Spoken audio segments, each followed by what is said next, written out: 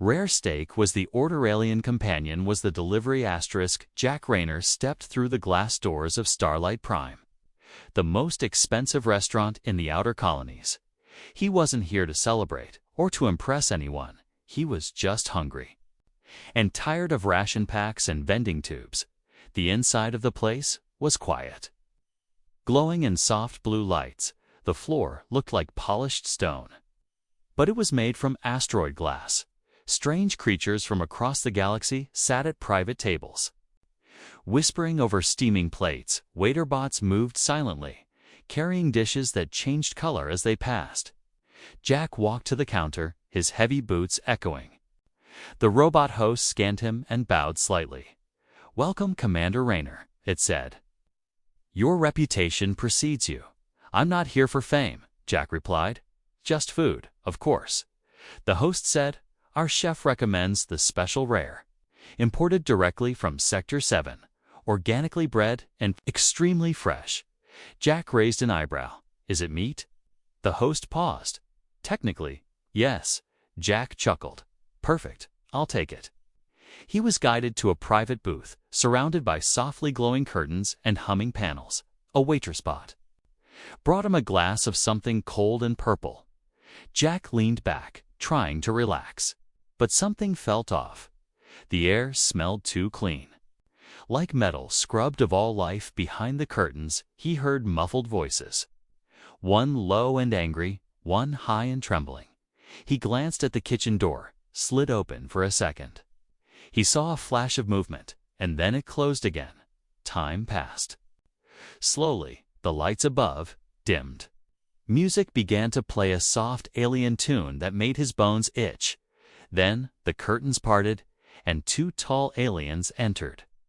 They were thin, with smooth, shining skin like polished armor, their eyes black and cold. Between them, they pulled a floating pod. It looked like a transport crate.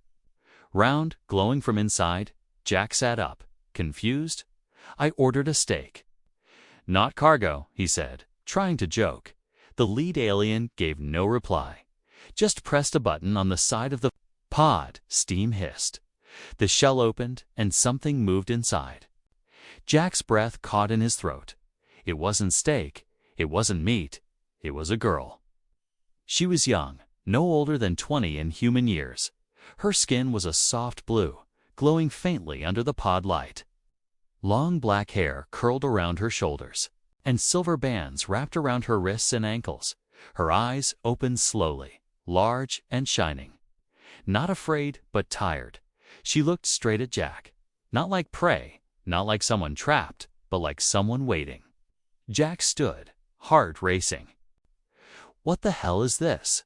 he growled. The taller alien spoke in a smooth voice. "Rare meat, fresh, alive. She's not food." Jack snapped. "No," said the alien calmly. "She is property, bred for luxury service, special taste, rich clients." Jack stepped between them and the pod. "You expect me to eat her?" The alien's expression didn't change. "You paid for the best." Jack knelt beside the girl, who hadn't spoken a word. She whispered softly, voice trembling, "Please, help me." That was it. Just those 3 words. Jack stood up slowly. Turning to the aliens, "I changed my mind," he said. "I don't want this. You cannot return rare items."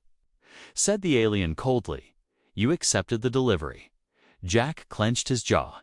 He looked down at the girl, her eyes now wide. With panic, he grabbed the pod handles, twisted them, and lifted it off the ground. "Then I'm taking it to go." Alarms didn't sound, not yet, but the air around him thickened, buzzed. The aliens stared at him without moving. "You will regret this," one of them said. "Maybe," Jack replied. "But not tonight." He turned, carrying the girl in the pod. The waitress bot turned its head, but said nothing. Jack walked past diners who didn't even look up from their glowing plates. Outside, the stars lit up the sky. He placed the pod on his bike, started the engine.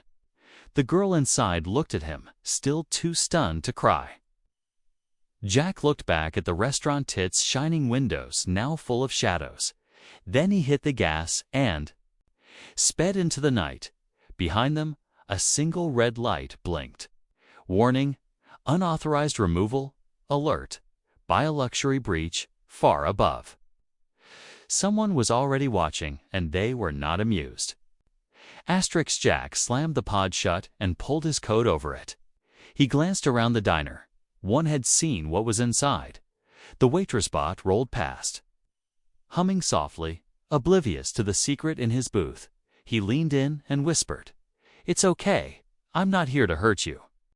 The alien girl looked back, her skin a faint blue, eyes glowing like soft lanterns. Her voice was small, trembling. "You ordered food. They brought me." Jack's face hardened. "You're not food?" She slowly sat up, still wrapped. "In the thermal gel from the pod." "Name?" Jack asked gently. "Zuri," she replied, her voice shaking like cold glass. "I'm from Orloth." That name, it triggered something in Jack's memory, a classified planet from his old war maps. Marked as destroyed. "How did you end up in a restaurant freezer?" he asked, Zuri's face twisted in pain.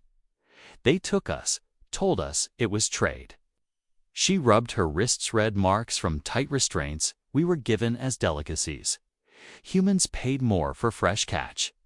Jack clenched his fists under the table. His stomach turned. The rare steak, the special sauce. The chef's strange eyes, it all made sense now. "They scan orders," Zuri said. "Men who want adventure, thrill, something new. They send girls, prisoners, not meat." "I'm not the first," she added, looking down. "And I won't be the last." Jack looked toward the kitchen staff were whispering, glancing his way. "They know I opened the pod," he muttered. Zuri's eyes widened. "If they catch me outside the pod, I'm gone." She gripped his sleeve. "Please, don't let them take me." Jack stood slowly, picked up the pod with Zuri tucked inside, and nodded. "Hang on, Zuri," he said. Walking past the bar, one guard bot turned, scanning him, but Jack kept walking. Cool and steady. As he reached the exit, a loud ping echoed from behind. "Unauthorized pod breach detected." The system announced, red lights flashed, and doors began to seal. Zuri whispered in panic, "They'll stun you. Take us both." Jack didn't flinch. He turned, grabbed a tray from a nearby table, and hurled it at the alarm node. The sparks flew, the lights blinked, and he kicked the emergency door open.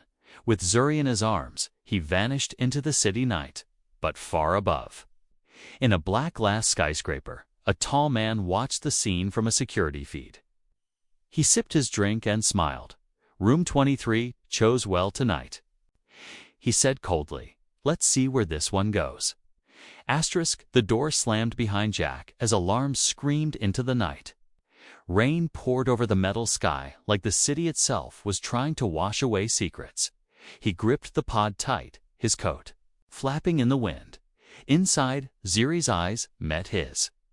Wide with fear, but trusting now. They ran into a back alley, glowing with dirty neon signs and flickering hall ads. Jack scanned the area. Heart-pounding drones would be coming soon. "Hold on," he said, spotting a rundown hoverbike chained beside a noodle cart. Without a word, he tore the lock off, using a mini-charge from his belt. The bike coughed to life, shuddering like it hadn't moved in years. He strapped the pod to the back and jumped. Zuri peeked out from the top. "They'll chase, they always do," Jack muttered. Slamming the throttle forward, the bike shot into traffic, dodging bulky cargo haulers and flying tuk-tuks behind them.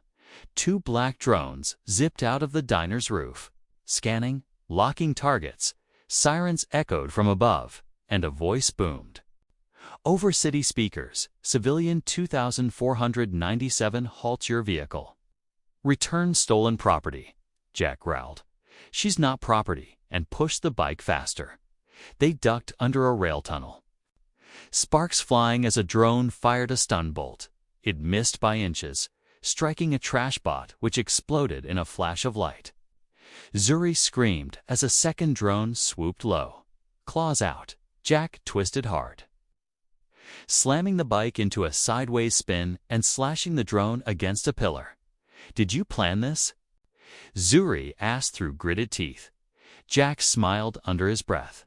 "Not really, but I'm making it up pretty well." They burst out of the tunnel into the lower zones, a place where lights go dim, and the city forgets its name. No rules, no cops, no questions, only danger. They passed stalls selling illegal tech, black market stims, even biohybrids, but no one looked twice. This part of the city had seen worse than a soldier carrying an alien in a pod. Jack pulled into a shadowed alley and killed the engine. Zuri climbed out slowly, wincing from the ride. Her skin glowed faintly now, her breathing fast. "You okay?" Jack asked, kneeling beside her. "I've been in a freezer for 2 days," she replied. "But yeah, this is better." Suddenly, a loud mechanical hiss broke the quiet. From the rooftop, a cloaked figure dropped down, tall, armored, visor glowing red. It raised a weapon, voice cold and cruel. "You took our delivery, human." Jack stood between Zuri and the attacker, hand on his belt. "You want her?" Jack said. Eyes locked. "Come and get her." The alley filled with that sound of humming energy. Zuri's hand lit with blue flame. Jack smiled. "Just a little. Round 2, he whispered. Asterisk. The alley was silent. The bounty hunter lay motionless on the ground. His armor cracked like a broken shell. Smoke curled from the edge of Zuri's glowing fingertips. Jack stared at her, heart racing not from fear, but from realization. "You didn't tell me you could do that," he said, stepping back slightly. Zuri's light dimmed, her breathing shaky. "I didn't know if I still could." She looked away, like she was ashamed of something deeper. "Power like that," Jack muttered. "That's not standard." For a civilian, Zuri sat down against the alley wall, her voice soft. "My people weren't always prey," she said. "Long ago, we were warriors, guides, healers. But the moment we lost the war, they labeled us livestock." Jack leaned against the opposite wall, stunned. "I read about Orloth," he said. "The official files said the planet was burned in a mining accident." Zuri laughed bitterly. "No accident, just profit. They wanted what was under our cities, and we were in the way." Her eyes glowed faintly again.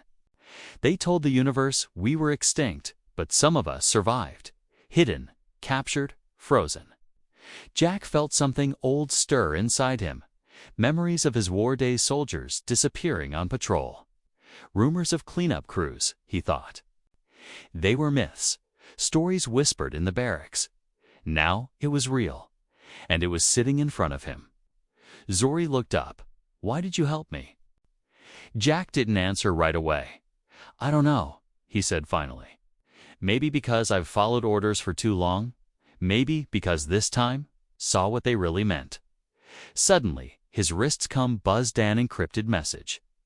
It was from Colonel Baines, an old contact from the Terran military intelligence. Subject: tracking unauthorized biotech transfer. Jack narrowed his eyes. "They're onto us."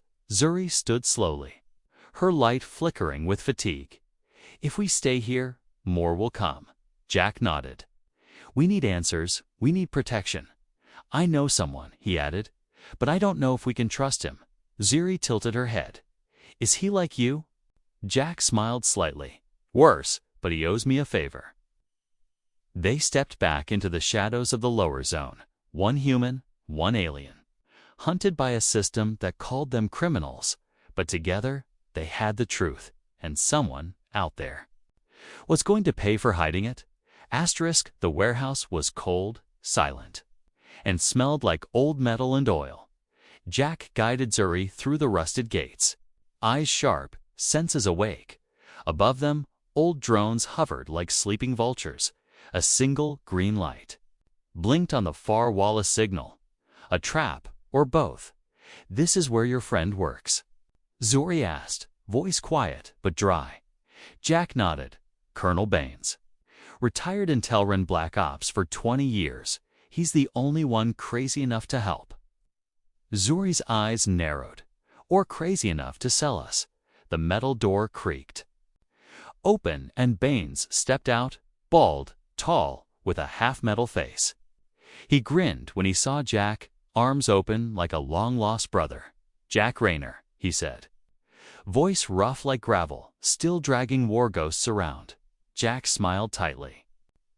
"This one talks back." Baines looked at Zuri for a long second, eyes unreadable. "She's real, huh?" he said, walking around her like inspecting a priceless artifact, a living Orlithy. "They said you were all dead." Zuri didn't flinch. "They tried." Jack motioned toward a control panel. "We need excess ship logs, black market trade.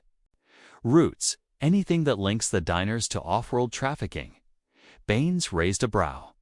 "You think I keep records of that filth?" Jack looked him dead in the eyes. "I know you do." They followed Baines into a dusty command room, screens flickering, old holocharts, half-functional. Baines poured them drinks, but Zuri didn't touch hers. She stood near the window, watching. A cargo drone drifted by outside. 10 minutes passed, then 20. Zuri frowned. "Something's wrong." Jack stood, alert. "Baines, where's the data?"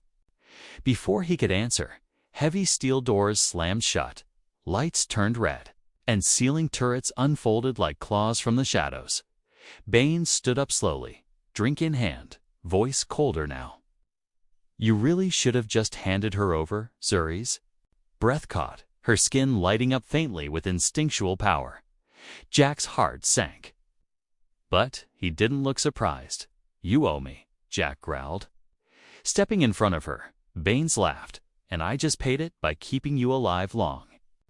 Enough to make a clean trade. A side door hissed open, and 3 armored figures walked in, mercenaries with high-grade stun rifles. One of them held out a thick cryo leash. "She's going in the freezer again," he said. Zuri backed up, power building around her, hands shaking from fear and rage. "No powers," Baines warned, clicking a switch. The room hummed as a suppression field activated. Her glow vanished in an instant. Zuri screamed, fell to her knees, her body locked in place. Jack ran to her, but was slammed down by a kinetic pulse. "You humans are always so soft," one merc muttered. Dragging Zuri upright, she looked at Jack, tears in her eyes, not of weakness, but fury. "You promised," she whispered. "You said I was safe." Jack tried to rise, hands bloody from the concrete, his vision blurred, but in that moment he remembered, years ago. A little girl hiding in rubble on Kestrel, 4. Begging for help, he hadn't been fast enough to save her. He wouldn't make that mistake again, as Zuri was forced toward the freezing pod. Jack reached into his coat, gripped the last thing he had left from the war, a stolen Terran EMP core. Pulsing faintly, he locked eyes with Baines and smiled. "You should have brought more cages then." He slammed the cord to the ground. Everything exploded into blue fire and silence. The EMP blast rolled like thunder through the old warehouse. Lights shattered, metal screamed, and the suppression field cracked open like glass under pressure.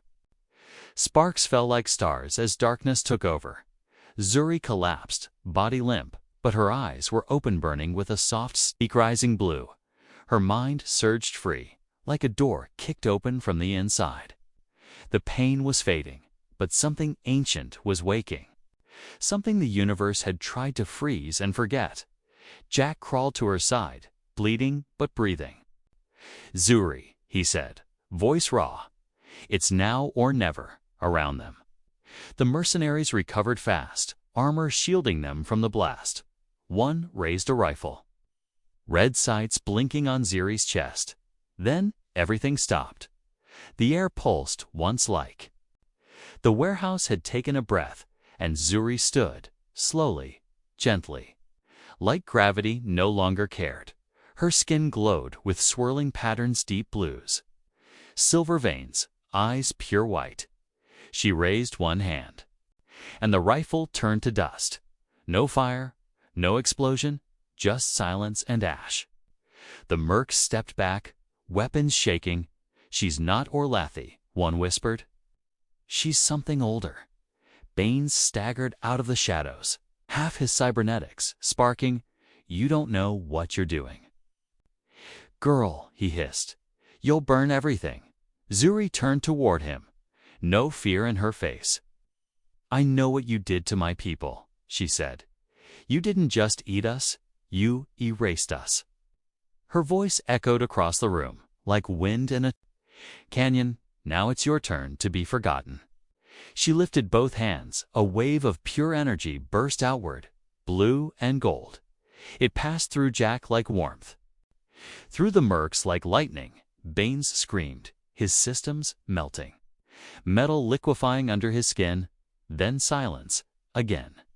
The warehouse stood still, half ruined, scorched, and filled with floating dust. Zuri collapsed to her knees, energy fading, glow vanishing. Jack caught her before she hit the floor. "You with me?" he asked, eyes locked on hers. She nodded weakly. "I'm still here, but I don't think I can do that again." Jack smiled, even as sirens howled in the distance. "You won't have to," he said. "Now the galaxy knows what you are." He stood, lifting her gently. "We're not running anymore." Above them, news drones hovered, recording the smoking wreckage. Zuri's name would be whispered in control rooms and war councils. She was no longer just a delivery. She was a warning. And Jack had just become the galaxy's most wanted man. The warehouse was gone, reduced to ashes and memories, buried in a cloud of dust and data leaks. But the real explosion had only just begun. Across the networked cities of the galaxy, the security feed went viral. A girl glowing like a star. A man standing between her and a world that wanted her caged. Some called it fake, others called it prophecy, but none of them could unsee it. Jack Rayner and the alien girl were now public enemies and unlikely legends. The Terran Coalition denied everything. Of course, the restaurant chain was shut down within hours, but the truth had already escaped, faster than any ship on a quiet moon beyond the edge of patrol routes. Jack stood outside a small outpost. The wind was dry, the sky clear. Inside, Zuri slept under the stars for the first time, without bars, without glass, without fear. He checked the signal drone one last time. The broadcast was ready, and the message was simple. He stared at the blinking cursor, then spoke into the mic. "This is Commander Jack Rayner, retired, if you're out there. If you ever ordered a meal you didn't understand or looked the other way, now you know." He hit transmit, and the message launched into deep space. It would bounce off satellites, skip through wormholes, reach colonies both rich and forgotten, and somewhere, someone would listen and feel the shame burn in their chest. Inside, Zuri stirred, walked out, the wind catching her silver robe. "You finally sent it," she said softly. Jack nodded. "It's not much, but it's a start." She stood beside him, eyes on the distant stars. "My people will come," she whispered, "not in war, not in silence, but in truth." He looked at her, this strange companion who once arrived in a frozen pod. "I ordered a rare steak," Jack said with a tired smile, "but I got a revolution." Zuri smiled back. "Next time, just get soup." They both laughed, tired but alive, and somewhere in the dark reaches of the universe, others like her opened their eyes and remembered who they were. The galaxy would never be the same again, not after this, not after her.